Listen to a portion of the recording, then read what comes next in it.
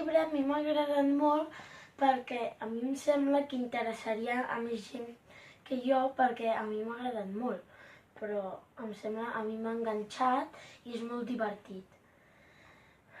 La protagonista és l'Edu i la seva colla i tenen d'anar a la seva mare i l'Edu a casa de la seva àvia a viure perquè no poden pagar els impostos que els han pujat més de preu del que eren.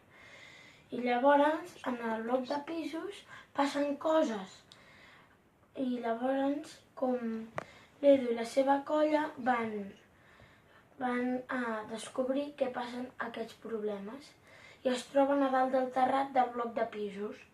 I al bloc de pisos, s'estan allà un rato parlant.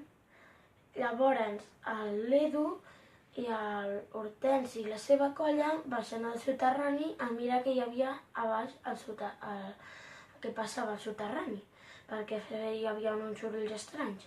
Llavors van baixar al soterrani i van veure que hi havia el Marçal embolicat en uns llençols perquè el Fadric l'havia embolicat perquè volia fer el bloc de pisos nou, però el Marçal no volia perquè aquell bloc de pisos era dels seus avantpassats. El títol d'aquest llibre és No despertis vells fantasmes.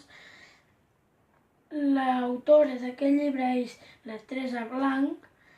La col·lecció d'aquest llibre és La formiga groga i l'editorial d'aquest llibre és Animallibres. Us el recomano!